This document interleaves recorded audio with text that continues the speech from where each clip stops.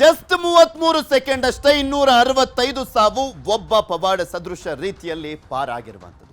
ಈ ಒಂದು ವಿಮಾನ ದುರಂತ ಪ್ರಕರಣಕ್ಕೆ ಸಂಬಂಧಪಟ್ಟಂತೆ ತನಿಖೆಯನ್ನ ಮಾಡಲಾಗ್ತಾ ಇದೆ.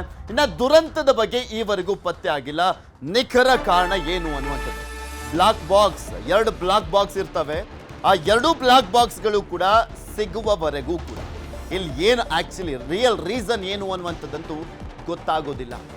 2 ಬ್ಲಾಕ್ ಬಾಕ್ಸ್, ಒಂದು ಪೈಲಟ್ಗಳು ಏನು ಕಾನ್ವರ್ಸೇಷನ್ ಮಾಡಿದ್ದಾರೆ, ಏನು ಮಾತನಾಡಿದ್ದಾರೆ ಆ ಸಂದರ್ಭದಲ್ಲಿ ಈ ದುರಂತ ನಡಿಬೇಕಾದ್ರೆ ಅನ್ನುವಂಥದ್ದು ರೆಕಾರ್ಡ್ ಆಗಿರುತ್ತೆ. ಇನ್ನೊಂದು ಆ ಫ್ಲೈಟ್ನ ಟೆಕ್ನಿಕಲ್ ಇಶ್ಯೂಸ್ಗಳ ಬಗ್ಗೆ, ಟೆಕ್ನಿಕಲಿ ಏನೇನೆಲ್ಲ ಪ್ರಾಬ್ಲಮ್ಗಳು ಆಗಿತ್ತು ಅನ್ನುವಂಥದ್ರ ಬಗ್ಗೆ ರೆಕಾರ್ಡ್ ಆಗಿರುತ್ತೆ. ಸೊ ಅದೆರಡು ಸಿಗಬೇಕು. ಇದರ ಜೊತೆಗೆ ಈಗ ಏನು ಕಾರಣ ಆಗಿರಲಿಲ್ಲ ಅನ್ನುವಂಥದ್ರ ಬಗ್ಗೆ ತನಿಖೆಯ ಸಂದರ್ಭದಲ್ಲಿ ಕೆಲವೊಂದು ವಿಚಾರಗಳು ಗೊತ್ತಾಗ್ತಾ ಇದ್ದಾವೆ. ಅಂದರೆ ಈ ಹಕ್ಕಿ ಒಂದು ಗುದ್ದಿರುವಂಥ ಸಾಧ್ಯತೆ ಇರುತ್ತೆ, ಆ ಕಾರಣಕ್ಕೂ ಈ ಒಂದು ಕ್ರಾಶ್ ಆಗಿರಬಹುದು ಅಂತೆಲ್ಲ ಹೇಳಲಾಗ್ತಾ ಇತ್ತಲ್ಲ. ಓವರ್ಲೋಡ್ ವಿಚಾರದ ಬಗ್ಗೆನೂ ಕೂಡ ಪ್ರಸ್ತಾಪ ಆಗ್ತಾ ಇತ್ತು. ಅದ್ರ ಬಗ್ಗೆ ಈಗ ಒಂದು ಕ್ಲಾರಿಟಿ ಸಿಗ್ತಾ ಇದೆ. ಪಕ್ಷಿ ಡಿಕ್ಕಿ ಆಗಿರುವಂಥದ್ದು ರೂಲ್ಡ್ ಔಟ್, ಅಲ್ಲಿ ಯಾವುದೇ ರೀತಿಯಾದಂಥ ಪಕ್ಷಿ ಡಿಕ್ಕಿ ಆಗಿಲ್ಲ, ಹಕ್ಕಿ ಗುದ್ದಿಲ್ಲ ಈ ಒಂದು ವಿಮಾನಕ್ಕೆ. ಇನ್ನು ಓವರ್ಲೋಡ್ ಬಗ್ಗೆ ನೋಡೋದಾದ್ರೆ ಅದು ಮೊದಲೇ ರೂಲ್ಡ್ ಔಟ್. ಬಿಕಾಸ್ ಇದರ capacity, maximum capacity, seating capacity 254. ಆದರೆ ಅಲ್ಲಿ ಕ್ರೂ ಮೆಂಬರ್ಸ್ನೂ ಕೂಡ ಸೇರಿಸಿ ನಾವು ನೋಡೋದಾದ್ರೆ ಇದ್ದಿದ್ದೆಷ್ಟು ಜನ, 242 ಜನ. ಸೊ ಹೀಗಾಗಿ ಆ ಕಾರಣ ಕೂಡ ರೂಲ್ಡ್ ಔಟ್. ಇನ್ನು ಇಂಜಿನ್ ವಿಚಾರಕ್ಕೆ ಸಂಬಂಧಪಟ್ಟಂತೆ ನೋಡೋದಾದ್ರೆ ತುಂಬಾ ರೇರೆಸ್ಟ್ ಅಂತೆ 2 ಇಂಜಿನ್ಗಳು ಕೂಡ ಕೈ ಕೊಡುವಂಥದ್ದು. ಅದ್ರ ಬಗ್ಗೆ ತನಿಖೆ ಮಾಡಲಾಗ್ತದೆ. ಆದರೆ ರೇರೆಸ್ಟು ಅಂತ ಕೂಡ ಹೇಳಲಾಗ್ತಾ ಇರುವಂಥದ್ದು 2 ಇಂಜಿನ್ನು ಕೈ ಕೊಡುವಂಥ ವಿಚಾರದ ಬಗ್ಗೆ. ಸೊ ಈ ರೀತಿಯಾಗಿ ಕೆಲವೊಂದು ಕಾರಣಗಳು ಅಲ್ಲ ಅನ್ನುವಂಥದ್ದನ್ನ ಹೇಳಲಾಗ್ತಾ ಇದೆ. DGCA ಅವರು ಈಗ ಕೆಲವೊಂದು ತನಿಖೆಯನ್ನು ಮಾಡುವಂಥ ಸಂದರ್ಭದಲ್ಲಿ ಕೆಲವೊಂದು ಕಾರಣಗಳನ್ನು ರೂಲ್ಡ್ ಔಟ್ ಮಾಡ್ತಾ ಇದ್ದಾರೆ, ಇದಲ್ಲ ಅಂತ.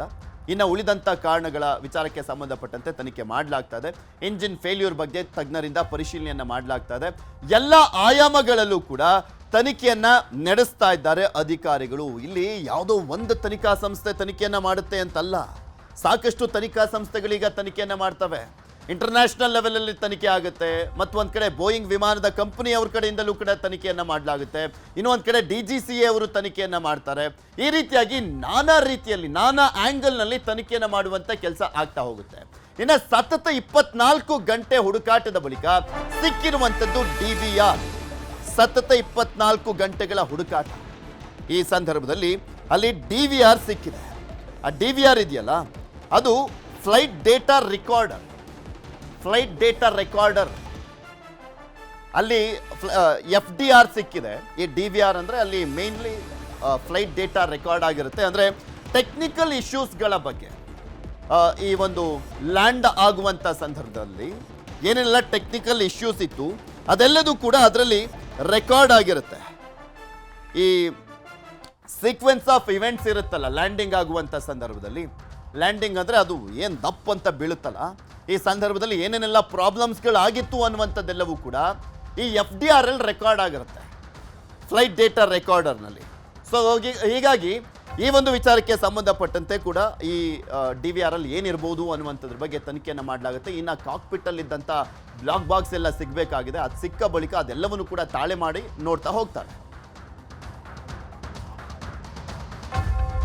ಇದ್ರ ಬಗ್ಗೆ ಇನ್ನಷ್ಟು ಮಾಹಿತಿಯನ್ನು ಕೊಡ್ತಾ ಹೋಗ್ತಾರೆ ನಮ್ಮ ಔಟ್ಪುಟ್ ಎಡಿಟರ್ ಆಗಿರುವಂಥ ಮಧು ಎಂ ಒತ್ತುವಳಿ ನಮ್ಮ ಜೊತೆ ದೂರವಾಣಿ ಸಂಪರ್ಕದಲ್ಲಿ ಜಾಯ್ನ್ ಆಗಿದ್ದಾರೆ. ಮಧು, ಒಂದು ಕಡೆ ತನಿಖೆ ಮುಂದುವರೆದಿದೆ, ಇಡೀ ವಿಶ್ವದ ಕುತೂಹಲಕ್ಕೆ ಎಡೆ ಮಾಡಿಕೊಟ್ಟಿರುವಂಥದ್ದು ಏನಾಗಿರ್ಬೋದು, ಯಾವ ಕಾರಣಕ್ಕೋಸ್ಕರ ಈ ಒಂದು ಫ್ಲೈಟ್ ಕ್ರಾಶ್ ಆಗಿದೆ ಅನ್ನುವಂಥದ್ರ ಬಗ್ಗೆ. ಆ ನಿಟ್ಟಿನಲ್ಲಿ ಸಾಕಷ್ಟು ತನಿಖಾ ಸಂಸ್ಥೆಗಳು ಕೂಡ ತನಿಖೆಯನ್ನು ಮಾಡ್ತಾ ಇದ್ದಾವೆ. ಇದೇ ಸಂದರ್ಭದಲ್ಲಿ ಏನು ಕಾರಣ ಆಗಿಲ್ಲ ಅನ್ನುವಂಥದ್ದನ್ನು ಕೂಡ ಕೆಲವೊಂದನ್ನ ಅವರು ಪಾಯಿಂಟ್ಸ್ಗಳನ್ನು ಮಾಡ್ತಾ ಇದ್ದಾರೆ. ಇದ್ರ ಬಗ್ಗೆ ನೋಡ್ತಾ ಹೋದಾದ್ರೆ ಪೃಥ್ವಿ, ಈಗಾಗಲೇ ನೀನು ಹೇಳಿದಂತೆ ಏನು DGCA ಕೆಲವೊಂದು ಮಾಹಿತಿಗಳನ್ನ ಕೊಟ್ಟಿದೆ. ಅಂದ್ರೆ source information, source based information ಪ್ರಕಾರ ಮಾಹಿತಿಯನ್ನ ಆಧರಿಸಿ ಏನು ನಮ್ಮ ನೆಟ್ವರ್ಕ್ ಅಲ್ಲೂ ಕೂಡ ಏನು ಈ ಬಗ್ಗೆ ಏನು ವರದಿಗಳನ್ನ ಏನ್ ಕೊಡ್ತಾ ಇದ್ವಲ್ಲ, ಆ ವರದಿಗಳಲ್ಲಿರುವಂತಹ ಅಂಶ DGCA ಈಗಾಗಲೇ ನಿನ್ನೆ ಪ್ಲೇನ್ ಕ್ರಾಶ್ ಆದಂತಹ ಸಂದರ್ಭದಿಂದಲೇ 3-4 ಥಿಯರಿಗಳು ಫುಟ್ ಆದವು. ಅಂದ್ರೆ ಯಾಕೆ ಇಷ್ಟು ಲೋ ಇಂಟೆನ್ಷನ್ ಅಂದ್ರೆ ಕೆಳಗಡೆ ಕಡಿಮೆ ಎತ್ತರದಿಂದ ಮೇಲಿರೋದಕ್ಕೆ ಯಾಕೆ ಅಷ್ಟೊಂದು ಫೇಲ್ ಆಯ್ತು, ಬರೀ 825 ಅಡಿನಲ್ಲಿ ಯಾಕೆ ಇದು ಪ್ರಾಬ್ಲಮ್ ಆಯ್ತು ಅನ್ನೋದು ಒಂದು ಮೇನ್ ಆಗಿ ಶುರುವಾಗ್ತದೆ. ಅದರಲ್ಲಿ ಪೈಲಟ್ಗಳ ಕಡೆ ಮೇಡೇ ಕಾಲ್ ಮಾಡಿದ್ಮೇಲೂ ಕೂಡ ಯಾಕೆ ತುಂಬಾ ಪ್ರಯಾಸವನ್ನ ಮಾಡಿದಾರ, ಏನಾದ್ರು ಸರ್ಕಸ್ ಮಾಡಿದಾರ, ಅವರ ಒಂದು ಅನುಭವದ ನೋಡೋದಾದ್ರೆ ಅದ್ರಲ್ಲಿ ಏನಾದ್ರು ಕೊರತೆ ಆಗಿತ್ತ ಅಂತ ನೋಡಿದ್ರೆ 9,000 ಅವರ್ಸ್ ಎಲ್ಲ ಮಾಡಿರೋಂಥವ್ರು ಎಕ್ಸ್ಪೀರಿಯನ್ಸ್ ಇರೋರು ಹೇಗ್ ಸಾಧ್ಯ ಅಂತ ಆ ಆಯಾಮದಲ್ಲಿ ಕೂಡ ನೋಡ್ತಾ ಇದ್ರು. ಎಲ್ಲದಕ್ಕಿಂತ ಮುಖ್ಯವಾಗಿ ನೋಡಿದ್ದು ಬರ್ಡ್ ಹಿಟ್ ಆಗಿದೆಯಾ ಅಂತ. ಯಾಕಂದ್ರೆ ಸಾಮಾನ್ಯವಾಗಿ ಇಂಥ ಎಷ್ಟೇ ದೊಡ್ಡ ವಿಮಾನ ಇರ್ಬೋದು, ರೆಕ್ಕೆಗಳಿಗೆ ಬಡದಂತ ಸಂದರ್ಭದಲ್ಲಿ ಹಕ್ಕಿ ಅಥವಾ ಇಂಜಿನ್ಗೆ ಬಡದಂತ ಸಂದರ್ಭದಲ್ಲಿ ಒಳಗಡೆ ಸಿಕ್ಕಾಕೊಂಡಂತ ಸಂದರ್ಭದಲ್ಲಿ ನಿಜಕ್ಕೂ ಕೂಡ ದೊಡ್ಡ ಒಂದು ಏನು ಅಪಾಯ ಕಾದಿರುತ್ತೆ. ಯಾಕಂದ್ರೆ ಅದು ಟೇಕ್ ಆಫ್ ಆಗೋದಕ್ಕೆ ಅದಕ್ಕೆ ಬೇಕಿರುವಂತ ಸ್ಪೀಡ್ ಸಿಗಲ್ಲ, ಎಂಜಿನ್ ಡಿಸ್ಕನೆಕ್ಟ್ ಆಗುತ್ತೆ, ನಿಷ್ಕ್ರಿಯ ಆಗುತ್ತೆ ಅನ್ನುವಂತ ಒಂದು ಸಾಧ್ಯತೆಗಳೇ ಹೆಚ್ಚಿರೋದ್ರಿಂದ ಈ ಬಗ್ಗೆ ಆಯಾಮದಲ್ಲೂ ಕೂಡ ಹೆಚ್ಚು. ಇನ್ನು ಲ್ಯಾಂಡಿಂಗ್ ಗೇರ್ ಯಾಕೆ ಪ್ರಾಬ್ಲಮ್ ಇತ್ತ ಏನಾದ್ರು, ಯಾಕಂದ್ರೆ ಲ್ಯಾಂಡಿಂಗ್ ಗೇರು ಕೆಳಗಡೆ ಲ್ಯಾಂಡ್ ಆಗ್ಬೇಕಾದ್ರೆ ಓಪನ್ ಆಗ್ಬೇಕಾಗಿರೋದು, ಮತ್ತೆ ಟೇಕ್ ಆಫ್ ಆಗ್ಬೇಕಾದ್ರೂ ಕೂಡ ಅದು ಸರಿಯಾಗಿ ಕ್ಲೋಸ್ ಆಗಿಲ್ಲ, ಓಪನ್ ಆಗೇ ಇರುತ್ತೆ ಅಂದ್ರೆ ಸಹಜವಾಗಿ ಅದು ಗಾಳಿಯ ಒತ್ತಡವನ್ನ ಜಾಸ್ತಿ ಮಾಡುತ್ತೆ. ಆವಾಗ ಅದು ಪ್ರಾಬ್ಲಮ್ ಆಗೇ ಆಗುತ್ತೆ. ಕ್ರ್ಯಾಶ್ ಆಗ್ಲಿಕ್ಕೆ one of the major reason ಕೂಡ ಅದಾಗತ್ತೆ. ಇನ್ನು ಜಾಸ್ತಿ ಓವರ್ಲೋಡ್ ಆಗಿತ್ತಾ ಅನ್ನುವಂತ ಅಂಶದಲ್ಲಿ ಈಗಾಗಲೇ ನೀವು ಹೇಳ್ದಂಗೆ ಅದರ ಪ್ರಯಾಣಿಕರ ಸಂಖ್ಯೆಗೆ ಏನು ನಿಗದಿತ ಪ್ರಯಾಣಿಕರ ಸಂಖ್ಯೆಗಿಂತಲೂ ಕೂಡ ಕಡಿಮೆ ಸೀಟ್ಸ್ ಇತ್ತು. ಅದ್ರ ಜೊತೆಗೆ ಓವರ್ಲೋಡೆಡ್ ಆಗಿ ಏನಾದ್ರು ಫ್ಯೂಯಲ್ ಇತ್ತ ಅನ್ನುವಂತ ಪ್ರಶ್ನೆ ಬಂದ್ರೆ 1 ಲಕ್ಷದಿಂದ 1.25 ಲಕ್ಷ ಲೀಟರ್ಸ್ ವರೆಗಿನ ಸಾಮರ್ಥ್ಯ ಇರುವಂತಹ ಫ್ಯೂಯಲ್ ಏನು ಟ್ಯಾಂಕರ್ ಏನಿದೆ ಅದರಲ್ಲಿ ಇದ್ದಿದ್ದು 60,000ದಿಂದ 70,000 ಲೀಟರ್ಸ್ ವರೆಗೆ. ಆದ್ರೆ ಜಾಸ್ತಿ ಇಷ್ಟೆಲ್ಲ ಆಯಾಮಗಳಿದ್ರು ಬರ್ಡ್ ಹಿಟ್ ಬಗ್ಗೆ ತುಂಬಾ ದೊಡ್ಡ ಮಟ್ಟದ ಚರ್ಚೆಗಳು ಶುರುವಾಗಿದ್ವು. ಯಾಕಂದ್ರೆ ಬಹುತೇಕ ವಿಮಾನಯಾನ ತಜ್ಞರು ಮತ್ತು ಈ ವಿಚಾರದಲ್ಲಿರುವಂತಹ ಏನು ಈ ಕ್ಷೇತ್ರದಲ್ಲಿರುವಂತಹ ತಜ್ಞರು ಏನಿದ್ದಾರೆ, ಏವಿಯೇಷನ್ ಎಕ್ಸ್ಪರ್ಟ್ಸ್ ಕೂಡ ಎಲ್ಲರೂ ಕೂಡ ಬರ್ಡ್ ಹಿಟ್ ಅನ್ನು ತುಂಬಾ ಪ್ರಮುಖವಾಗಿ ಉಲ್ಲೇಖ ಮಾಡಿದ್ರು. ಅದಕ್ಕೆ ಪ್ರಬಲ ಕಾರಣವೂ ಕೂಡ ಇತ್ತು. ಕಳೆದ 2023ರಲ್ಲಿ ಒಂದು ಡಾಟಾವನ್ನ ನೋಡೋದಾದ್ರೆ ಸಂಸತ್ತಲ್ಲಿ ಈ ಬಗ್ಗೆ ಚರ್ಚೆ ನಡೆಯುತ್ತೆ. ಯಾವ ರೀತಿ ಏರ್ಪೋರ್ಟ್ಗಳು ಸುರಕ್ಷಿತವಾಗಿದೆ ಬರ್ಡ್ ಹಿಟ್ ಪ್ರಾಬ್ಲಮ್ಗಳ ವಿಚಾರದಲ್ಲಿ ಅಂತ ಒಂದು ಡಿಸ್ಕಷನ್ ಆದಂತ ಸಂದರ್ಭದಲ್ಲಿ ದೆಹಲಿಯನ್ನ ಬಿಟ್ರೆ ಅಹಮದಾಬಾದ್ ಏರ್ಪೋರ್ಟ್, ಯಾಕಂದ್ರೆ ನವದೆಹಲಿ ಸುಮಾರು ಒಂದು 710 ಘಟನೆಗಳು ಮೆನ್ಷನ್ ಆಗಿರುತ್ತೆ 2018 ಇಂದ 2023 ವರೆಗೆ ನಾನು ಹೇಳ್ತಾ ಇರೋದು. ಆ ಒಂದು ಸೀಮಿತ ಅವಧಿಯಲ್ಲಿ 710 ನವದೆಹಲಿಯಲ್ಲಿ ಪ್ರಕರಣಗಳು ದಾಖಲಾಗಿದ್ರೆ, ಬೇರೆ ನಿಮಗೆ ಸರ್ದಾರ್ ವಲ್ಲಭಾಯ್ ಪಟೇಲ್ ಅಹಮದಾಬಾದ್ ಇಂಟರ್ನ್ಯಾಷನಲ್ ಏರ್ಪೋರ್ಟ್ ಏನಿದೆಯಲ್ಲ ಅದು 2ನೇ ಸ್ಥಾನದಲ್ಲಿರುತ್ತೆ. ಕನಿಷ್ಠ 319ರಿಂದ 20 ಘಟನೆಗಳು, ಇಂತಹ ಬರ್ಡ್ ಹಿಟ್ ಘಟನೆಗಳು ಅಲ್ಲಿ ದಾಖಲಾಗಿದ್ದು. ಅದಕ್ಕೆ ಪೂರಕವಾಗಿ ಈ ಒಂದು ಮೇಘಾನಿ ಪ್ರದೇಶ ಏನಿದೆ, ಮೇಘಾನಿ ನಗರ, ಆ ಮೇಘಾನಿ ನಗರದ ಪ್ರದೇಶದ ಒಂದು ಕುತೂಹಲಕ್ಕೆ ಸುಮ್ಮನೆ ಮಾಹಿತಿಗಳನ್ನ ಹುಡುಕ್ತಾ ಹೋದಂತ ಸಂದರ್ಭದಲ್ಲೂ ಕೂಡ ಆಂಟಿ ಬರ್ಡ್ ನೆಟ್ಸ್ ಅಂತ ಒಂದು ಮಾರುವಂತ ಶಾಪ್ಗಳ ಸಂಖ್ಯೆ ಅತಿ ಹೆಚ್ಚು ಪ್ರಮಾಣದಲ್ಲಿ ಈ ಒಂದು ಭಾಗದಲ್ಲಿದೆ. ಮತ್ತು ಅಕ್ಕಪಕ್ಕ ಬಹುಮಹಡಿ ಕಟ್ಟಡಗಳು ಮತ್ತು ಒಂದಷ್ಟು ಸ್ಲಮ್ಗಳು ಇವೆಲ್ಲವೂ ಕೂಡ ಇರೋದ್ರಿಂದಲೇ ಸಹಜವಾಗಿ ಒಂದು ಏನು ಪಕ್ಷಿಗಳ ವಾಸಸ್ಥಾನ ಅನ್ನುವಂತ ಒಂದು ವಾದ ಜಾಸ್ತಿ ಮಟ್ಟದಲ್ಲಿ ಚರ್ಚೆ ಆಗಿದ್ರಿಂದ ಮತ್ತು ಕಡಿಮೆ ಈ ಒಂದು 625 ಅಡಿ ಏನು ಅಂತರ ಏನಿದೆಯಲ್ಲ ಆ ಒಂದು ಕಡಿಮೆ ಅಂತರ ಬರ್ಡ್ ಹಿಟ್ ಆಗುವಂತ ಚಾನ್ಸಸ್ ಜಾಸ್ತಿ ಇರುತ್ತೆ ಲೋ ಏನು ಪ್ರೆಷರ್ ಅಲ್ಲಿ ಅಥವಾ ಲೋ ಸ್ಪೇಸ್ ಅಲ್ಲಿ ಅನ್ನುವಂತ ಒಂದು ಆಯಾಮದಲ್ಲಿ ಚರ್ಚೆ ನಡೀತಾ ಇತ್ತು. ಆದ್ರೆ ಈಗ DGCA ಆ ಒಂದು ಆಯಾಮವನ್ನ ತಳ್ಳ ಹಾಕಿದೆ ಮತ್ತು ಓವರ್ಲೋಡ್ ಆಯಾಮವನ್ನು ಕೂಡ ತಳ್ಳ ಹಾಕಿದೆ ಮತ್ತು ಟ್ವಿನ್ ಎಂಜಿನ್ ಇರುವಂತಹ ಈ ಒಂದು ವಿಮಾನ ಏನಿದೆ ಅದರಲ್ಲಿ ಏಕಕಾಲದಲ್ಲಿ 2 ಎಂಜಿನ್ಗಳು ಕೂಡ ವಿಫಲ ಆಗುತ್ತೆ ಅನ್ನುವಂತ ಒಂದು ಕೂಡ ತಳ್ಳ ಹಾಕಿದೆ. ಹಾಗಾದ್ರೆ ಈಗ ಪೈಲಟ್ ಏನಾದ್ರೂ ಅದನ್ನ ಕೋರ್ಡಿನೇಟ್ ಮಾಡೋದ್ರಲ್ಲಿ ಮತ್ತೆ ಏನೋ ಪ್ರಾಬ್ಲಮ್ ಆಯ್ತಲ್ಲ, ಮೇಡೆ ಕಾಲ್ಗಿಂತ ಮುಂಚೆ ಏನ್ ಕಾನ್ವರ್ಸೇಷನ್ ಆಗಿದೆ ಅನ್ನೋದು ಬ್ಲಾಕ್ ಬಾಕ್ಸ್ ಗೊತ್ತಾಗಬೇಕು. ಯಾಕಂದ್ರೆ DVR ಅಲ್ಲಿ ಏನಾಗಿದೆ ಅನ್ನೋದು ಟೆಕ್ನಿಕಲ್ ಎವಿಡೆನ್ಸ್ ಮಾತ್ರ ಅಥವಾ ಟೆಕ್ನಿಕಲ್ ಪಾಸಿಬಿಲಿಟೀಸ್ ಏನೇನು ಅವಕಾಶ ಇದೆ ಅದ್ರ ಬಗ್ಗೆ ಆ ಥಿಯರೀಸ್ ಒಂದಷ್ಟು ಇನ್ಫಾರ್ಮೇಶನ್ ಸಿಗ್ಬೋದು. ಆದ್ರೆ ಈಗ ಬ್ಲಾಕ್ ಬಾಕ್ಸ್ ಅಲ್ಲಿ ಆಗಿರುವಂತ ಆಡಿಯೋ ರೆಕಾರ್ಡಿಂಗ್ ಏನಿದೆ ಅದರಲ್ಲಿ ಅವರ ಒಂದು ಆ ಕ್ಷಣದ ಆತಂಕ ಏನಿತ್ತು ಅವರ ಒಂದು ಕಾನ್ವರ್ಸೇಷನ್ ಗೊತ್ತಾಗುವಂತ ಚಾನ್ಸಸ್ ಇರುತ್ತೆ. ಆದ್ರೆ ಅಲ್ಲಿವರೆಗೆ ಈಗ ಕಾಣಿಸ್ತಾ ಇರುವಂತ DGCA ಕೊಟ್ಟಿರುವಂತ ಒಂದು ಮಾಹಿತಿಯನ್ನೇ ಆಧರಿಸಿ ಅಥವಾ ಮಾಹಿತಿ ಆಧಾರಿತ ಆಯಾಮಗಳನ್ನ ತಳ್ಳಿ ಹಾಕೋದಾದ್ರೆ ಓವರ್ಲೋಡೆಡ್ ಅಲ್ಲ, engine twin engine fail, bird hit ಆಗಿಲ್ಲ, ಇದೆಲ್ಲವನ್ನೂ ಕೂಡ ನೋಡೋದಾದ್ರೆ ಹಾಗಾದ್ರೆ ಪೈಲಟ್ ಏನಾದ್ರು ಕ್ಷಣದಲ್ಲಿ ಇದನ್ನ ನಿರ್ವಹಣೆ ಮಾಡೋದ್ರಲ್ಲಿ ಏನಾದ್ರು ಗಡಿಬಿಡಿ ಆದ್ರ ಅನ್ನುವಂತ ಒಂದೇ ಒಂದು ಆಯಾಮ ಈಗ ಉಳ್ಕೊಂಡಿದೆ. ಆದ್ರೆ ಅದು ಕೂಡ ಸೂಕ್ತವಾದಂತಹ ತನಿಖೆ ಈಗಾಗಲೇ ಏನ್ ಶುರುವಾಗಿದೆಯಲ್ಲ ಆ ತನಿಖೆ ಒಂದು ಹಂತಕ್ಕೆ ಬಂದಂತ ಸಂದರ್ಭದಲ್ಲಿ ಆ ತನಿಖೆಯ ಅಂಶಗಳನ್ನ ಆಧರಿಸಿ ಬರಬಹುದಾದ ಸಿಗಬಹುದಾದಂತ ಒಂದು ವಾದಕ್ಕೆ ಬರ್ಬೇಕಾಗುತ್ತೆ. ಸೋಫಾರ್ ಇವಾಗ DGCA ತಳ್ಳ ಹಾಕಿರುವಂತ 4 ಆಯಾಮಗಳನ್ನ ನೋಡಿದ್ರೆ ಅತಿ ಹೆಚ್ಚು ಚರ್ಚೆ ಆಗಿದ್ದಂತ ಪಕ್ಷಿ ಹೊಡೆತ ಆಗಿರ್ಬೋದು, ಹಕ್ಕಿ ಹೊಡೆದಿರ್ಬೋದು ಅನ್ನೋ ಒಂದು ಮೇಜರ್ ಏನು ಆಯಾಮ ಏನಿತ್ತು ಅದಂತೂ ಸದ್ಯಕ್ಕೆ ಇಲ್ಲ ಅನ್ನೋ ರೀತಿ ನೋಟಕ್ಕೆ ಕಾಣಿಸ್ತಾ ಇದೆ. ಆದ್ರೆ ಸೂಕ್ತವಾದ ಮಾಹಿತಿ ಸಿಗಬೇಕು ಅಂತಂದ್ರೆ ಈ ತನಿಖೆ ಇನ್ನಷ್ಟು ಆಳಾಗಲಿಕ್ಕೆ ಹೋಗ್ಬೇಕಿದೆ ಪೃಥ್ವಿ. ಓಕೆ, ಧನ್ಯವಾದ ಮಧು ನಿಮ್ಮೆಲ್ಲ ಮಾಹಿತಿಗಾಗಿ. ನೋಡ್ತಾ ಇದ್ವಲ್ಲ ಏನ್ ಕಾರಣ ಇಲ್ಲ ಅನ್ನುವಂಥದ್ರ ಬಗ್ಗೆ ಕೆಲವೊಂದು ಪಾಯಿಂಟ್ಸ್ಗಳ ಬಗ್ಗೆ ಈಗಷ್ಟೇ ನಮ್ಮ ಔಟ್ಪುಟ್ ಎಡಿಟರ್ ಹೇಳ್ತಾ ಇದ್ರು. ಅದರ ಜೊತೆಗೆ ಏನ್ ಕಾರಣ ಇರಬಹುದು ಅನ್ನುವಂಥದ್ರ ಬಗ್ಗೆ ತನಿಖೆಯನ್ನ ಮಾಡಲಾಗ್ತದೆ. ಇದಕ್ಕೆ ಇನ್ನೂ ಸಾಕಷ್ಟು ತಿಂಗಳುಗಳೇ ಬೇಕಾಗ್ಬೋದೇನೋ. ಯಾಕೆಂದರೆ ದಿನಗಳ ಲೆಕ್ಕದಲ್ಲಿ ನಾವು ಈ ಹಿಂದಿನ ಫ್ಲೈಟ್ ಕ್ರ್ಯಾಶ್ಗಳ ಒಂದು ತನಿಖೆಯ ಆಧಾರದಲ್ಲಿ ನೋಡೋದಾದರೆ ಸಾಕಷ್ಟು ತಿಂಗಳುಗಳೇ ಬೇಕಾಗ್ಬೋದು. ಅಥವಾ ಒಂದು ವರ್ಷನಾದರೂ ಬೇಕಾದರೂ ಹಿಡಿಯಬಹುದು ಅಂತ ಕೂಡ ಹೇಳಲಾಗ್ತದೆ. ಕೆಲವು ಎಕ್ಸ್ಪರ್ಟ್ಸ್ಗಳು ಮಾತನಾಡಿದಂಥ ಸಂದರ್ಭದಲ್ಲಿ ಹೇಳ್ತಾ ಇದ್ರು. ಕಾದು ನೋಡೋಣ. ಮೃತ ವಿಜಯ್ ರೂಪಾನಿ ಅವರು ಮಾಜಿ ಮುಖ್ಯಮಂತ್ರಿಗಳು, ಅವರ ಮನೆಗೆ ಪ್ರಧಾನಮಂತ್ರಿಗಳು ಭೇಟಿಯನ್ನು ಕೊಟ್ಟರು. ವಿಜಯ್ ರೂಪಾನಿ ಕುಟುಂಬದವರಿಗೆ ಪ್ರಧಾನಮಂತ್ರಿ ಸಾಂತ್ವನವನ್ನು ಹೇಳಿದ್ದಾರೆ. ಗುಜರಾತ್ನ ಮಾಜಿ ಸಿಎಂ ವಿಜಯ್ ರೂಪಾನಿ ಅವರು ಪ್ರಧಾನಮಂತ್ರಿ ನರೇಂದ್ರ ಮೋದಿ ಅವರ ತುಂಬಾ ಅತ್ಯಾಪ್ತರಾಗಿದ್ದಂಥವ್ರು, ತುಂಬಾ ನಂಬಿಕಸ್ಥರಾಗಿದ್ದಂಥವ್ರು ವಿಜಯ್ ರೂಪಾನಿ ಅವರು. ಆ ಕಾರಣಕ್ಕೋಸ್ಕರನೇ ಅವರು 5 ವರ್ಷಗಳ ಕಾಲ ಗುಜರಾತ್ನ ಮುಖ್ಯಮಂತ್ರಿ ಹುದ್ದೆಗೇರಿದ್ದಂಥದ್ದು ನರೇಂದ್ರ ಮೋದಿ ಅವರ ನಂಬಿಕೆಯ ಕಾರಣ. ಏರ್ ಇಂಡಿಯಾ ವಿಮಾನ ದುರಂತದಲ್ಲಿ ನಿನ್ನೆ ವಿಜಯ್ ರೂಪಾನಿ ಅವರು ಸಾವನ್ನಪ್ಪಿದ್ರು. ಮೃತದೇಹದ ಗುರುತು ಇನ್ನೂ ಕೂಡ ಪತ್ತೆ ಆಗಿಲ್ಲ. ಯಾರ್ದು ಮೃತದೇಹ ಅನ್ನುವಂಥದ್ದೇ ಗೊತ್ತಾಗ್ತಾ ಇಲ್ಲ. 265 ಜನದಲ್ಲಿ ಒಂದು 15 ಜನದಷ್ಟೇ ಗೊತ್ತಾಗಿರೋದು. ಇನ್ನು 250 ಜನರ ಮೃತದೇಹವನ್ನ ಪತ್ತೆ ಹಚ್ಚಲಿಕ್ಕೆ ಆಗ್ತಾ ಇಲ್ಲ. 200 ಜನರ DNA ಟೆಸ್ಟಿಗೆ ಕೊಡಲಾಗಿದೆ. DNA ಟೆಸ್ಟ್ನಲ್ಲಿ ಯಾರ್ಯಾರ್ದು ಮೃತದೇಹ ಅಂತ. ಅಂದರೆ ಮೃತದೇಹ ಅಂದರೆ ಅವ್ರ ಮುಖ ಗೊತ್ತಾಗ್ತಾ ಇಲ್ವಾ ಅಥವಾ ಅವ್ರ ಬಾಡಿ ನೋಡಿದ್ರು ಗೊತ್ತಾಗ್ತಾ ಇಲ್ವಾ? ಅಲ್ಲ, ಅದು ಮುದ್ದೆಗಳಾಗೋಗ್ಬಿಟ್ಟಿದ್ದಾವೆ. ಮೃತದೇಹ ಅಂದರೆ ಆ ದೇಹ ಎಲ್ಲವೂ ಕೂಡ ಯಾವುದೋ ಒಂದು ಪಾರ್ಟ್ ಸಿಕ್ಕಿದ್ರೆ ಆ ಪಾರ್ಟನ್ನು DNA ಟೆಸ್ಟಿಗೆ ಕಳಿಸುವಂಥ ಕೆಲಸ ಆಗ್ತದೆ. ಬಿಕಾಸ್ ಸುಟ್ಟು ಕರ್ಕಲಾಗೋಗ್ಬಿಟ್ಟಿದೆ. ಅಲ್ಲಿ ಏನೂ ಸಿಗೋದಿಲ್ಲ. ಅಲ್ಲಿ ಬುರುಡೆ ಸಿಗ್ಬೋದು ಅಷ್ಟೇ, ಅಥವಾ ಮೂಳೆಗಳು ಸಿಗ್ಬೋದು. ಅದನ್ನೇ ತಗೊಂಡೋಗಿ DNA ಟೆಸ್ಟ್ ಮಾಡಲಾಗ್ತಾ ಇದೆ. ಟೇಕ್ ಆಫ್ ಆದ ಕ್ಷಣ ವಿಮಾನ ದುರಂತ ಹೇಗಾಯಿತು ಹಾಗಾದ್ರೆ? ಜಸ್ಟ್ 33 ಸೆಕೆಂಡ್ಸ್, ನಾನು ಆರಂಭದಲ್ಲಿ ಹೇಳ್ತಾ ಇದ್ದೆ, ಜಸ್ಟ್ 33 ಸೆಕೆಂಡ್ಸ್ನಲ್ಲಿ 265 ಜನ ಸಾವನ್ನಪ್ಪಿದ್ರು. ಒಬ್ಬ ಪವಾಡ ಸದೃಶ ಪಾರಾಗಿತ್ತು. ಪವಾಡನೇ ಆತ ಬದುಕಿದ್ದು. ವಿಮಾನ ಯಾಕೆ ನೆಲಕ್ಕಪ್ಪಳಿಸ್ತು? ದುರಂತದಲ್ಲಿ ಬದುಕುಳಿದಂತ ವಿಶ್ವಾಸ್ ವಿವರಣೆಯನ್ನ ಕೊಟ್ಟಿದ್ದಾರೆ. ಏನಾಯ್ತು, ಏನು ಎತ್ತ ಅಂತ ಅವ್ರಿಗೆ ಗೊತ್ತಾಗಲ್ಲ, ಏನು ಟೆಕ್ನಿಕಲ್ ಇಶ್ಯೂಸ್ ಅಂತ. ಆದರೆ ಆ ಸಂದರ್ಭದಲ್ಲಿ ಏನಾಯ್ತು ಅನ್ನುವಂಥದ್ದನ್ನ ಮಾತನಾಡಿದಾರ. ವಿಮಾನ ಟೇಕ್ ಆಫ್ ಆದ ಕ್ಷಣ ಲೈಟ್ ಆನ್ ಆದವು. ನೀಲಿ ಹಾಗೂ ಕೆಂಪು ಬಣ್ಣ ಲೈಟ್ ಆನ್ ಆಯಿತು. ವಿಮಾನ ನಿಧಾನವಾಗಿ ಮೇಲೇರತೊಡಗಿತು. ಒಮ್ಮೆಲೆ ವಿಮಾನದ ಸ್ಪೀಡ್ ಕಡಿಮೆ ಆಗ್ಬಿಡ್ತು. ನಾನು ಹೇಳ್ತಾ ಇದ್ನಲ್ಲ, ಅಲ್ಲಿ ಒಳಗಡೆ ಇರುವಂಥವ್ರಿಗೆ ಆ ಸ್ಪೀಡ್ ಒಂದು ಹೆಚ್ಚು ಕಮ್ಮಿ ಆಗ್ತಾ ಇದೆಯೇನೋ ಅನ್ನುವಂಥದ್ದು ಗೊತ್ತಾಗುತ್ತೆ, ಅಥವಾ ಅದೊಂದು ಸ್ವಲ್ಪ ಡಿಸ್ಟ್ರಾಕ್ಟ್ ಆದಂಥ ಸಂದರ್ಭದಲ್ಲಿ ಗೊತ್ತಾಗುತ್ತೆ. ಬಿಟ್ರೆ ಇನ್ನೇನೂ ಗೊತ್ತಾಗಲ್ಲ. ಟೆಕ್ನಿಕಲ್ ಇಶ್ಯೂಸೋ ಏನೋ ಎತ್ತ ಅದ್ಯಾವುದು ಇವ್ರಿಗೆಲ್ಲ ಮಾಹಿತಿ ಬರುವಂಥದ್ದಲ್ಲ. ಒಮ್ಮೆಲೆ ವಿಮಾನದ ಸ್ಪೀಡ್ ಕಡಿಮೆ ಆಗ್ಬಿಡ್ತು. ನಾನು ಡೋರ್ ಬಳಿನೇ ನಿಂತ್ಕೊಂಡಿದ್ದೆ. ವಿಮಾನ ಮೊದಲ ಫ್ಲೋರ್ಗೆ ಡಿಕ್ಕಿ ಆಯ್ತಲ್ಲ. ಆತ ಇಳಿಬೇಕಾದ್ರೆ ನೆಗ್ದಿದ್ದಲ್ಲ, ಡಿಕ್ಕಿ ಆಯ್ತಲ್ಲ, ಪತನ ಆಯ್ತಲ್ಲ, ಅದು ಬಿತ್ತಲ್ಲ ವಿಮಾನ ಆ ಒಂದು ಬಿಲ್ಡಿಂಗ್ ಮೇಲೆ. ಅದಾದ್ಮೇಲೆ ನೆಗ್ದಿರುವಂಥದ್ದು. ವಿಮಾನ ಏನು ಡೌನ್ ಆಗುವಂಥ ಸಂದರ್ಭದಲ್ಲೇ, ಫಾಲ್ ಆಗುವಂಥ ಸಂದರ್ಭದಲ್ಲೇ ಬಿದ್ದಿದ್ದಲ್ಲ. ಅದು ಪತನ ಆದ ತಕ್ಷಣ ಆತ ಎಕ್ಸಿಟ್ ಡೋರ್ ಪಕ್ಕನೇ ಇದ್ದಿದ್ದಂಥ ಹಿನ್ನೆಲೆಯಲ್ಲಿ ಅಲ್ಲಿಂದ ನೆಕ್ಕೊಂಡು ಬಂದಿದ್ದಾನೆ. ಬೆಂಕಿ ಹೊತ್ಕೊಂಡಾಗ ನಾನು ಡೋರ್ ತೆಗೆದುಬಿಟ್ಟೆ, ಡೋರ್ನಿಂದ ಹೊರಗೆ ನಾನು ಜಿಗಿದು ಬಂದುಬಿಟ್ಟೆ ಅಂತ ಹೇಳಿದ್ದಾರೆ. ನನ್ನ ಕೈಗೆ ಸುಟ್ಟ ಗಾಯವಾಗಿದೆ ಅಂತ ವಿಶ್ವಾಸ್ ಮಾಹಿತಿಯನ್ನು ಕೊಟ್ಟಿರುವಂಥದ್ದು. ಅವ್ರನ್ನ ಪ್ರಧಾನಮಂತ್ರಿ ನರೇಂದ್ರ ಮೋದಿ ಅವರು ಹೋಗಿ ಭೇಟಿಯಾಗಿ ಮಾತನಾಡಿದ್ರು. टेक ऑफ के बाद 1 मिनट के अंदर ही जब टेक ऑफ हुआ ना, तो सडनली 5-10 सेकंड कैसे लगा जैसे स्टक हो गया वो. बाद में से मेरे को लगा कि कुछ हुआ. बाद में प्लेन में लाइट ऑन हो गई, ग्रीन और वाइट. बाद में वो पता नहीं वो प्लेन टेक ऑफ ज़्यादा करने के लिए वो रेस जो बोलते हैं क्या, रेस दिया होगा ऐसा कुछ, और सीधा स्पीड में ही घुस गया जहाँ वो क्या था वो हॉस्टल था, एक हॉस्पिटल का. हाँ, हॉस्टल में.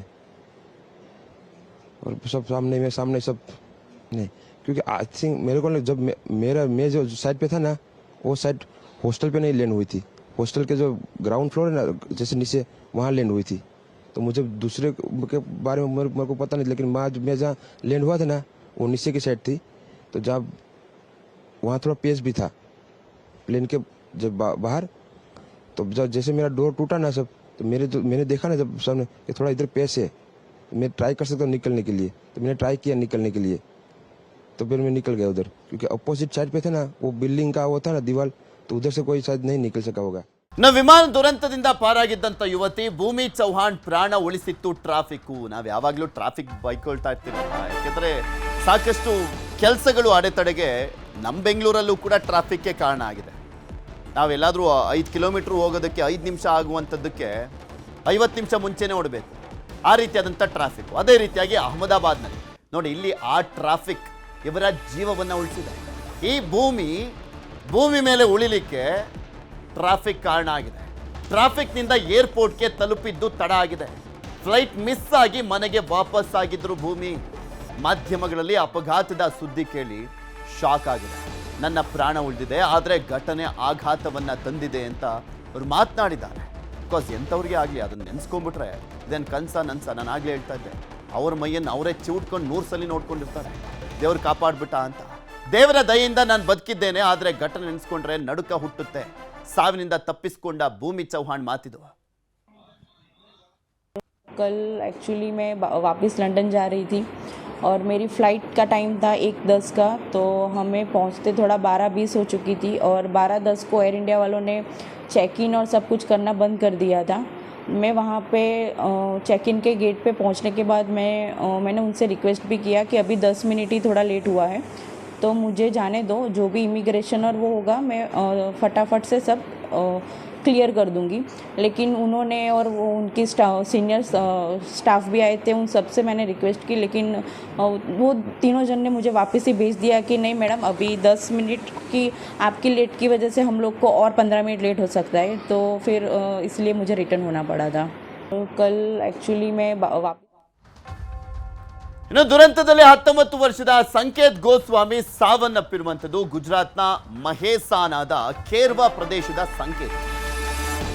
ಇಲ್ಲಿ 165 ಜನ ಸತ್ತೋಗಿದಾರಲ್ಲ, ಅದರಲ್ಲಿ 19 ವರ್ಷದ ಸಂಕೇತ್ ಗೋಸ್ವಾಮಿ ಕೂಡ ಒಬ್ಬ.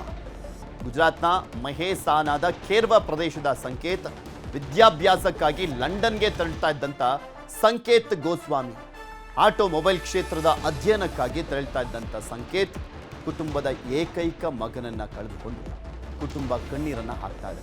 ಮಹೇಸಾನದ ಖೇರ್ವಾದಲ್ಲಿ ಕುಟುಂಬ ಸದಸ್ಯರ ಕಣ್ಣೀರು. ಸಾಕಷ್ಟು ಜನ ಇಲ್ಲಿ ತುಂಬಾ ಜನ ವೆಕೇಶನ್ಗೆ ಬಂದಂಥವ್ರು, ಇನ್ನ ಕೆಲವರು ತಮ್ಮ ಕುಟುಂಬದವರನ್ನ ಅಲ್ಲಿಗೆ ಕರ್ಕೊಂಡು ಹೋಗ್ಲಿಕ್ಕೆ ಬರ್ತಾ ಇದ್ದಂಥವ್ರು, ಇನ್ನ ಕೆಲವರ ವೃತ್ತಿ ಅಲ್ಲಿತ್ತು, ಸೊ ಹೀಗಾಗಿ ಇಲ್ಲಿ ಬಂದು ಹೋಗ್ತಾ ಇದ್ದಂಥವ್ರು, ಇನ್ ಕೆಲವರು ಕನಸನ್ನ ಕಟ್ಕೊಂಡು ಅಲ್ಲಿ ಓದ್ಲಿಕ್ಕೋಸ್ಕರ ಹೊರಟಿದ್ದಂಥವ್ರು. ನೋಡಿ, ಎಲ್ಲರ ಕನಸು ನುಚ್ಚು ನೂರಾಗೋಗಿದೆ, ಮಣ್ಪಾಲಾಗೋಗಿದೆ. ಈ ದುರಂತದಲ್ಲಿ 265 ಜನ ಸಾವನ್ನಪ್ಪಿದ್ರಲ್ಲ, ಒಬ್ಬೊಬ್ಬರದ್ದು ಕೂಡ ಒಂದೊಂದು ಕತೆಗಳಿದೆ, ಒಂದೊಂದು ಕನಸಿದೆ.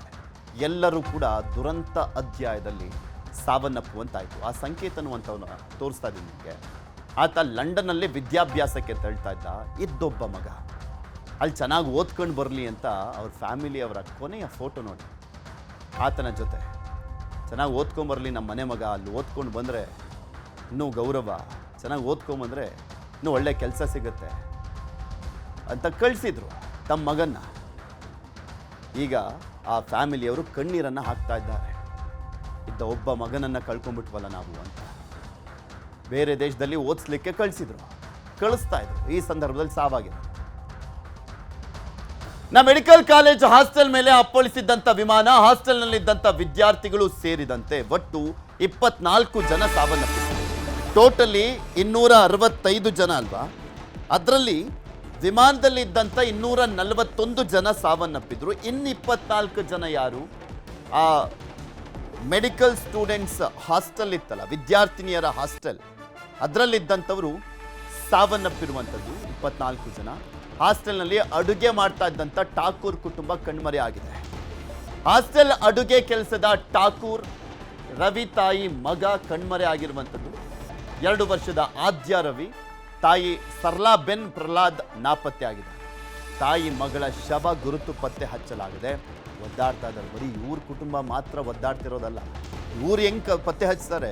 ಡಾಕ್ಟ್ರ್ ಹೇಳ್ಬೇಕಲ್ಲಿ, DNA ಟೆಸ್ಟ್ ಆದಮೇಲೆ ಬಂದು ಹೇಳಬೇಕು ಅಲ್ಲಿ ಇದು ಇಂಥವರ ಶವ ಅಂತ. ಗೊತ್ತೇ ಆಗಲ್ಲ. ಯಾವ ಕುಟುಂಬದವ್ರು ಹೋದ್ರೂ ಕೂಡ ಅಲ್ಲಿ ಯಾರು ಶವ, ಯಾರು ಎಲ್ಲಿದ್ದಾರೆ ಗೊತ್ತಾಗಲ್ಲ. ಅಲ್ಲಿ ಸತ್ತಿದ್ದಾರೆ ಅನ್ನುವಂಥದ್ದು ಗೊತ್ತಷ್ಟೇ ಅವ್ರ ಕುಟುಂಬದವ್ರು. ಆದರೆ ಇದೇ ಬಾಡಿ ಅವ್ರದ್ದು ಅಂತ ಯಾರ ಕೈಲೂ ಪತ್ತೆ ಹಚ್ಚಲಿಕ್ಕೆ ಆಗೋದಿಲ್ಲ. ಹಂಗಿದೆ ಅಲ್ಲಿ ಪರಿಸ್ಥಿತಿ. ನಾನು ಆಗಲೇ ಹೇಳ್ತಾ ಇದ್ನಲ್ಲ, ಮುದ್ದೆ ಆಗೋಗಿದೆ ಅಲ್ಲಿ ಮೃತದೇಹಗಳು, ಮೂಳೆಗಳು. ಆ ಮೂಳೆಗಳನ್ನು ತಗೊಂಡೋಗಿ DNA ಟೆಸ್ಟಿಗೆ ಕೊಡಬೇಕಾಗಿದೆ. ಮೂಳೆಗಳ ಮುಖಾಂತರ ಇದು ಇಂಥವ್ರ ಬಾಡಿ ಇರಬಹುದು ಅಂತ ಗೆಸ್ ಮಾಡಿಕೊಡ್ಲಾಗ್ತಾ ಇದೆ. यहाँ विजय मेडिकल की जो यूजी में से, वहाँ पे मैं, मेरी मम्मी, मेरी वाइफ, सब लोग यहाँ काम करते हैं। यहाँ से हम विजय मेडिकल के यूजी स्टूडेंट हैं, वो यहाँ खाना खाने आते हैं और हम जो है सीनियर डॉक्टर रेसिडेंट का टिफिन यहाँ से भर के सिविल में ले जाते हैं। हम 1 बजे यहाँ से टिफिन भर के सिविल में गए और 1:30 बजे के बाद ये हादसा हुआ है। उसमें मम्मी और मेरी लड़की 2 साल की, वो दोनों यहाँ अंदर ही रह गए। बाकी सब जो खाना बनाने वाली मासी ऊपर नीचे कमरे 20-25 मासियाँ हो गई, वो सब निकल गए हैं, वो बाकी सबका कॉल आ चुका है। खाली मेरी मम्मी और मेरी 2 साल की लड़की। ಮುಗಿಲು ಮುಟ್ಟಿದ ಮೃತ ರಂಜಿತಾ ತಾಯಿಯ ಆಕ್ರಂದನ. ಕೇರಳ ಆರೋಗ್ಯ ಸಚಿವೆ ವೀಣಾ ಜಾರ್ಜ್ ಮುಂದೆ ಕಣ್ಣೀರನ್ನ ಹಾಕ್ತಾ ಇದ್ದಾರೆ ಅವರ ಕುಟುಂಬದವರು. ಸಾಂತ್ವನವನ್ನು ಹೇಳಲಿಕ್ಕೆ ಹೋಗಿದ್ರು ಕೇರಳದ ಆರೋಗ್ಯ ಸಚಿವೆ ವೀಣಾ ಜಾರ್ಜ್ ಅವರು. ಈ ಸಂದರ್ಭದಲ್ಲಿ ಅವರ ಕಣ್ಣೀರನ್ನ ನೋಡಬೇಕು. ಪಾಪ ಇಬ್ಬರು ಮಕ್ಕಳು ರಂಜಿತಾ ಮಗಳನ್ನ ಬಿಗಿದಪ್ಪಿ ಸಾಂತ್ವನವನ್ನು ಹೇಳಿದ್ದಾರೆ ವೀಣಾ ಜಾರ್ಜ್. ಕೇರಳದ ಪುಲ್ಲಾಡ್ನಲ್ಲಿರುವಂಥ ನರ್ಸ್ ರಂಜಿತಾ ಮನೆ. ಲಂಡನ್ ಆಸ್ಪತ್ರೆಯಲ್ಲಿ ಕೆಲಸವನ್ನು ಮಾಡ್ತಾ ಇದ್ರು ರಂಜಿತಾ. ಮನೆ ಕಟ್ಟುವ ಕನಸನ್ನ ಹೊತ್ತು ಲಂಡನ್ನಲ್ಲಿದ್ದರು ರಂಜಿತಾ ಅವರು. ಲಂಡನ್ನಲ್ಲಿ ನರ್ಸ್ ಕೆಲಸವನ್ನು ಮಾಡ್ತಾ ಇದ್ರು. ಇಬ್ಬರು ಮಕ್ಕಳು, ಅವರನ್ನು ಕೂಡ ಚೆನ್ನಾಗಿ ಓದಿಸ್ಬೇಕಲ್ವಾ, ಅವ್ರನ್ನು ಚೆನ್ನಾಗಿ ಓದಿಸ್ಬೇಕು, ಒಂದು ಮನೆಯನ್ನ ಚೆನ್ನಾಗಿ ಕಟ್ಟಬೇಕು ಅನ್ನುವಂಥ ಕನಸನ್ನ ಹೊತ್ತು ಲಂಡನ್ನಲ್ಲಿ ಹೋದ್ರು. ಫ್ಯಾಮಿಲಿಯನ್ನೆಲ್ಲ ಬಿಟ್ಟು ಲಂಡನ್ನಲ್ಲಿ ಅವ್ರ ಕೆಲಸವನ್ನು ಮಾಡ್ತಾ ಇದ್ರು. ತಾಯಿಯನ್ನು ಅಗಲಿದಂಥ ನರ್ಸ್ ರಂಜಿತಾ ಮಕ್ಕಳನ್ನ ನೋಡಲಿಕ್ಕೆ ಲಂಡನ್ನಿಂದ ಬಂದಿದ್ರು. ಓಣಂ ಹಬ್ಬಕ್ಕೆ ಅಂತ ವಾಪಸ್ ಬರ್ತೀನಿ ಅಂತ ಹೇಳಿ ಹೋದಂಥವ್ರು ನಿನ್ನೆ ಲಂಡನ್ಗೆ ಏರ್ ಇಂಡಿಯಾ ವಿಮಾನದಲ್ಲಿ ಪ್ರಯಾಣವನ್ನು ಬೆಳೆಸಿದ್ರು. ನೋಡಿ, ಈಗ ಅವ್ರನ್ನ ನೋಡಿ ಅಟ್ಲೀಸ್ಟ್ ಅವ್ರು ನೋಡಾದರೂ ಕೊನೆದಾಗ ಕಣ್ಣೀರು ಹಾಕೋಣ ಅಂದರೆ ಅವ್ರ ಮೃತದೇಹ ಇಲ್ಲ, ಅವ್ರ ಮೃತದೇಹನೂ ಕೂಡ ಸಿಕ್ಕಿಲ್ಲ. ಆ ವೀಣಾ ಜಾರ್ಜ್ ಅವ್ರನ್ನ ತೋರಿಸ್ತಾ ಇದೀವಿ ನಿಮಗೆ. ಕೇರಳದ ಸಚಿವೆ, ಆರೋಗ್ಯ ಸಚಿವೆ ಅವರ ಕುಟುಂಬದವರಿಗೆ ಸಾಂತ್ವನವನ್ನು ಹೇಳ್ತಾ ಇದ್ದಾರೆ. ಅವ್ರ ತಾಯಿ ನೋಡಿ ಅಲ್ಲಿ ಹಾಸಿಗೆ ಮೇಲೆ ಮಲಗಿದ್ದಾರೆ, ಕಣ್ಣೀರನ್ನು ಹಾಕ್ತಾ ಇದ್ದಾರೆ. ಆ ಕುಟುಂಬದ ಆಧಾರ ಸ್ತಂಭ ಆಗಿದ್ದಂಥವ್ರು ರಂಜಿತಾ ಅವರು. ಅಹಮದಾಬಾದ್ನಲ್ಲಿ ವಿಮಾನ ದುರಂತ ಪ್ರಕರಣ ಡಾಕ್ಟರ್ ಪ್ರತೀಕ್ ಜೋಶಿ ಸೇರಿ 5 ಸಾವನ್ನಪ್ಪಿದರು. ಟೋಟಲಿ 265 ಜನ, ಅದರಲ್ಲಿ ಡಾಕ್ಟರ್ ಪ್ರತೀಕ್ ಕುಟುಂಬ 5 ಜನ ಇದ್ರು. ಆ ಒಂದು ಫೋಟೋ ನೀವು ನೋಡ್ತಾ ಇರ್ಬೋದು. ಒಂದು ಕುಟುಂಬ ಸೆಲ್ಫಿಯನ್ನು ತೆಕ್ಕೊಂಡು ಹಾಕೊಂಡಿರುವಂಥದ್ದು. 3 ಮಕ್ಕಳು ಮತ್ತೆ ಗಂಡ ಹೆಂಡತಿ. ರಾಜಸ್ಥಾನ ಮೂಲದ ಡಾಕ್ಟರ್ ಪ್ರತೀಕ್ ಜೋಶಿ. ಪ್ರತೀಕ್ ಬಗ್ಗೆ ಯಾದಗಿರಿಯ ಸ್ನೇಹಿತ ಪ್ರಶಾಂತ್ ಮಾತನಾಡಿದ್ದಾರೆ. ನ್ಯೂಸ್ 18 ಜೊತೆ ಪ್ರಶಾಂತ್ ಬಾಸುತ್ಕರ್ ಮಾತನಾಡಿದ್ದಾರೆ. ಲಂಡನ್ನಲ್ಲಿ ಸೆಟಲ್ ಆಗಬೇಕು ಅಂದುಕೊಂಡಿದ್ದಂಥ ಪ್ರತೀಕ್, ಅಲ್ಲೇ ಕೆಲಸವನ್ನು ಮಾಡ್ತಾ ಇದ್ರು ಅವರು. ಪ್ರತೀಕ್ ಲಂಡನ್ನಲ್ಲಿ 5 ವರ್ಷಗಳಿಂದ ವೈದ್ಯರಾಗಿದ್ದಂಥ ಪ್ರತೀಕ್ ಜೋಶಿ. ರಾಜಸ್ಥಾನದ ಬಾನಸ್ವಾಲ ನಿವಾಸಿ ಪ್ರತೀಕ್ ಜೋಶಿ. ಪ್ರತೀಕ್ ಪತ್ನಿ ಉದಯಪುರ್ನಲ್ಲಿ ಡಾಕ್ಟರ್ ಆಗಿದ್ರು. ನೋಡಿ ಇವ್ರ ದುರಂತ ಹೆಂಗಿದೆ ಅಂದರೆ, ಇವರು 5 ವರ್ಷದಿಂದ ಲಂಡನ್ನಲ್ಲಿ ಕೆಲಸವನ್ನು ಮಾಡ್ತಾ ಇದ್ರು ಪ್ರತೀಕ್ ಅವರು.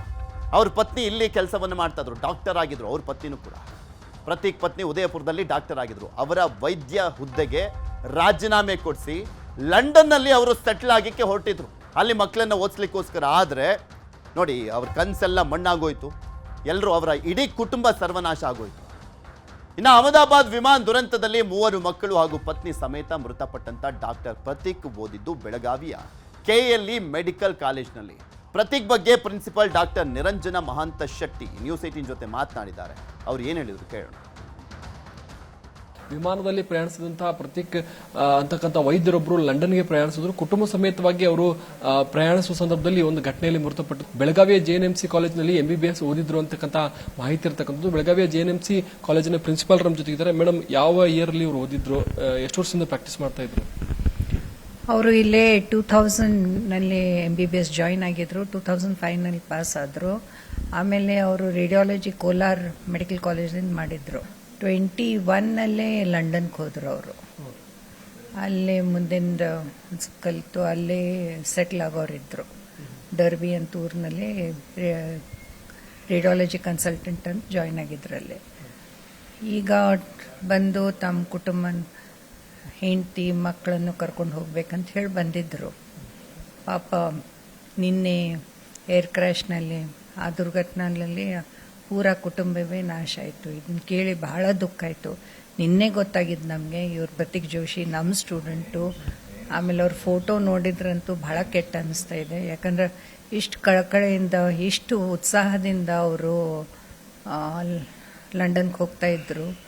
ಯಾಕಂದ್ರೆ ಅವ್ರ ಕುಟುಂಬ ಎಲ್ಲರೂ ಕೂಡಿ ಹೋಗ್ತಾ ಇದ್ರು ಅಂದಮೇಲೆ ಉತ್ಸಾಹ ಇರೋದೇ, ಅದು ಖುಷಿಲೇ ಹೋಗ್ತಾ ಇದ್ರು. ಈ ಥರ ಅವರ ಕುಟುಂಬವೇ ನಾಶ ಆಗ್ತದಂತ ಯಾರೂ ಕನಸಿನಲ್ಲಿ ಸುಧಾ ನೆನೆಸ್ಕೊಂಡಿರಕ್ಕಿಲ್ಲ. ಈ ಥರ ಯಾವಾಗಾದ್ರೂ ಮಾತಾಡಿದ್ರೆ ಎಜುಕೇಶನ್ ಆದಮೇಲೆ? ಅವಾಗ ನಾನು ಹಾರ್ಡ್ ವರ್ಕಿಂಗ್, ಸಿನ್ಸಿಯರ್ ಇದ್ದ.